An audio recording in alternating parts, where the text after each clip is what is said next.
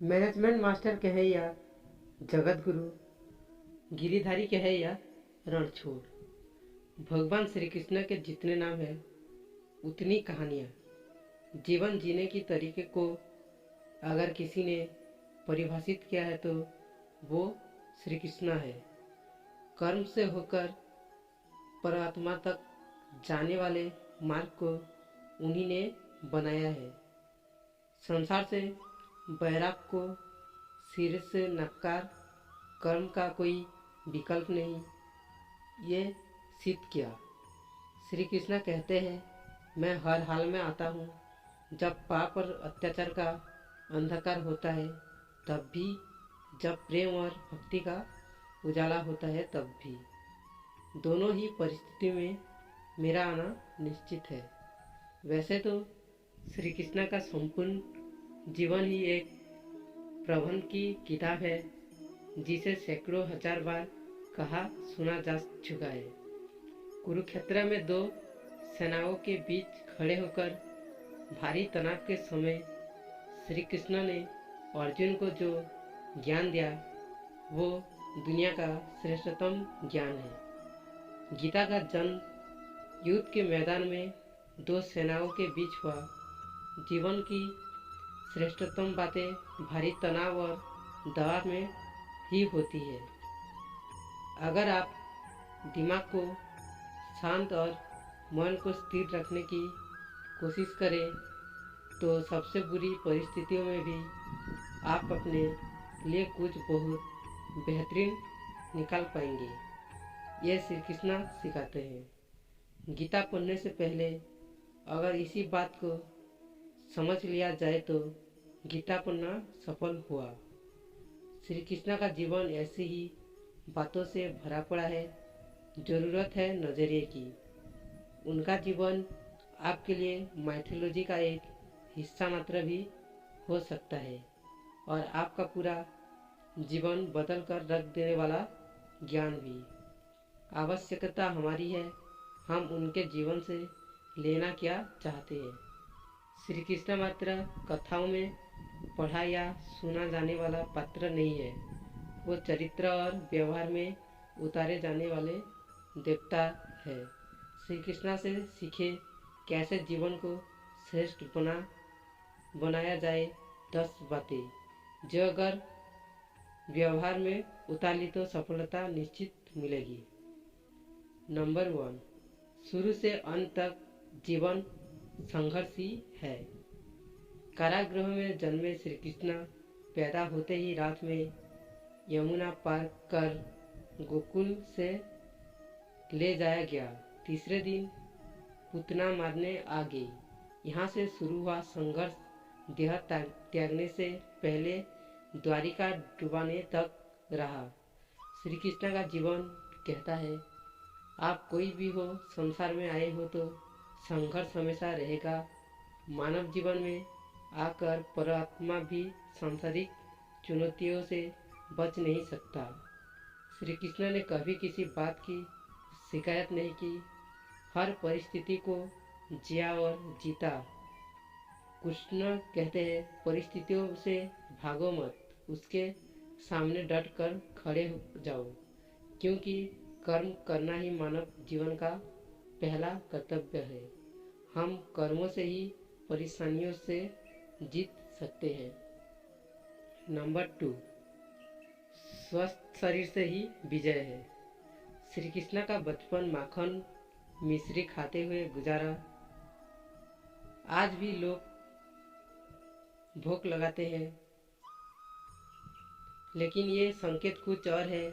आहार अच्छा हो, शुद्ध हो, बल देने वाला हो। बचपन में शरीर को अच्छा आहार मिलेगा तो ही इंसान युवा होकर भी वीर बनेगा।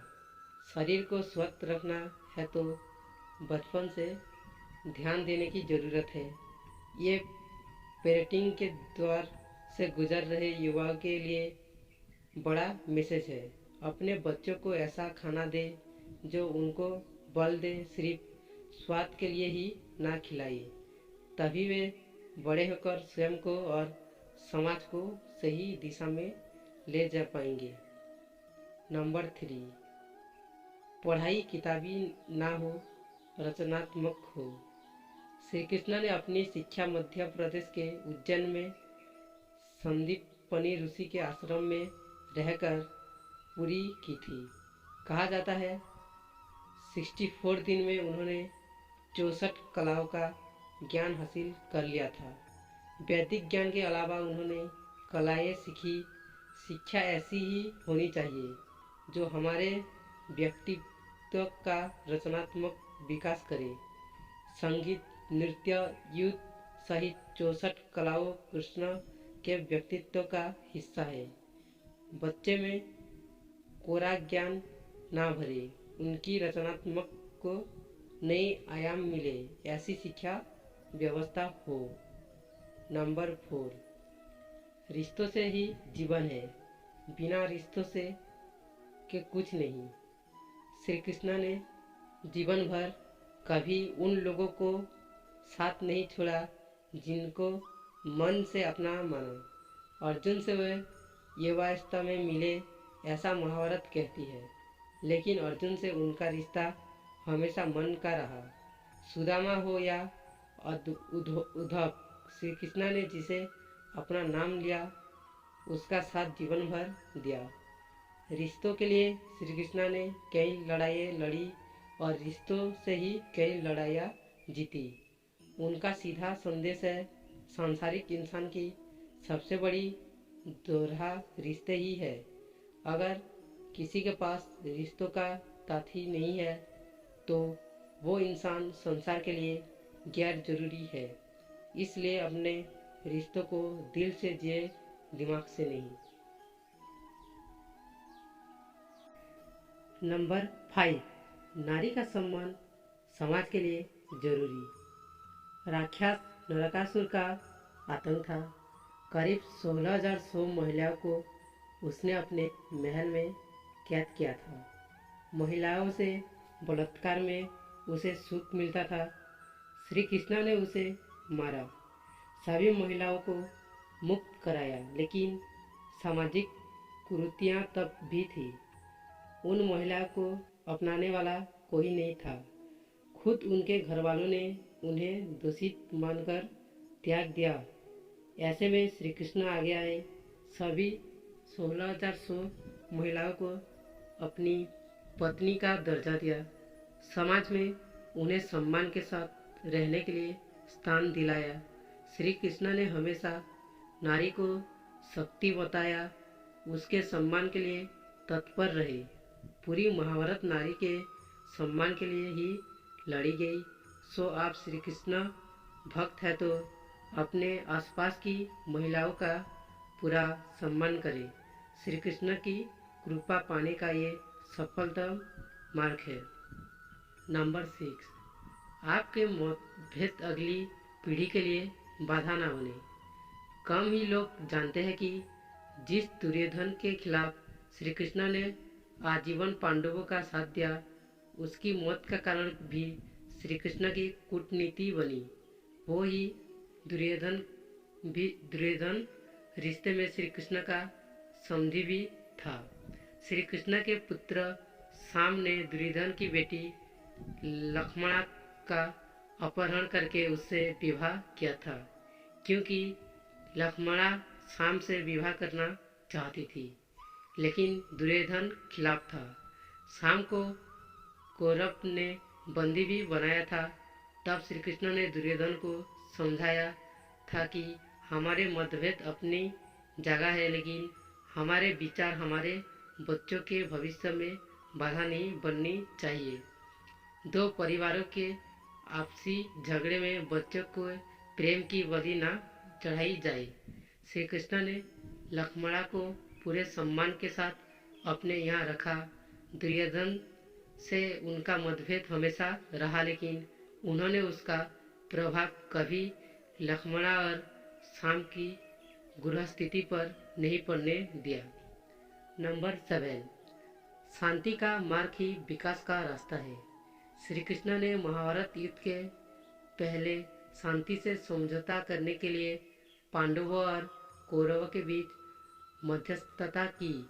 हालांकि दोनों ही पक्ष युद्ध लड़ने के लिए आतुर थे, लेकिन श्री कृष्ण ने हमेशा चाहा कि कैसे भी युद्ध टल जाए। झगड़ों से कभी समस्याओं का समाधान नहीं होता है। शांति के मार्ग पर चलकर ही हम समाज का रचनात्मक विकास कर सकते हैं।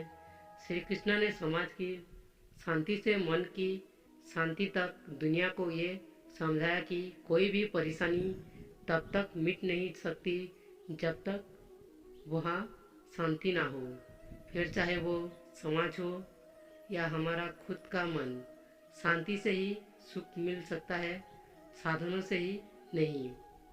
नंबर 8, हमेशा दूरगामी परिणाम सोचे। महाभारत में जुए की घटना के बाद पांडवों को वनवास हो गया। श्री कृष्ण ने अर्जुन को समझाया कि ये समय भविष्य के लिए तैयारी करने का है। महादेव शिव, देवराज इंद्र और दुर्गा की तपस्या करने को कहा। श्री कृष्ण जानते थे कि दुर्योधन को कितना भी समझाया जाए, वो पांडवों को कभी उनका राज्य नहीं लौटाएगा। तब शक्ति और सामर्थ्य की जरूरत होगी। कर्ण के कुंडल का वध पांडवों की जीत में आड़े आएंगे, ये भी जानते थे। उन्होंने हर चीज पर बहुत दूरगामी सोच रखी। कोई भी फैसला तत्कालीन आवेश में नहीं किया। हर चीज के लिए अपने बाली पीढ़ियों तक का सोचा। यही सोच समाज का निर्माण करती है।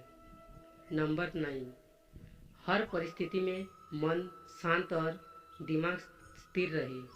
पांडवों के राजसूय यज्ञ में शिशुपाल श्री कृष्ण को अपशब्द कहता रहा। छोटा भाई था लेकिन मर्यादा तोड़ दी। पूरी सभा चकित थी। कुछ क्रोधित भी थे, लेकिन श्री कृष्ण शांत थे, मुस्कुरा रहे थे। शांति दूत बनकर गए तो दुर्योधन ने अपमान किया। श्री कृष्ण शांत रहे। अगर हमारा दिमाग स्थिर है, मन शांत है, तभी हम कोई सही निर्णय ले पाएंगे।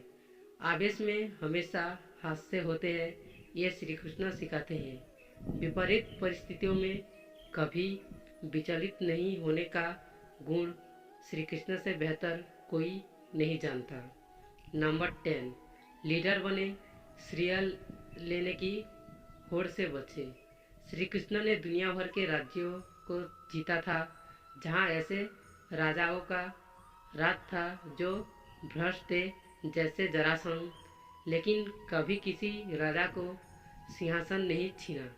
श्री कृष्ण के पूरे जीवन में कभी ऐसा नहीं हुआ कि उन्होंने किसी राजा को मारकर उसका शासन खुद लिया हो। जरासंध को मारकर उसके बेटे को राजा बनाया, जो चरित्र का अच्छा था। सभी जगह ऐसे लोगों को बैठाया जो धर्म को जानते थे। कभी किंग नहीं बने, हमेशा किंग मेकर की भूमिका में रहे। महाभारत युद्ध में भी खुद हथियार नहीं उठाया, पूरा युद्ध कूटनीति से लड़ा। पांडवों को सलाह देते रहे, लेकिन जीतने का श्रेय भीम और अर्जुन को दिया।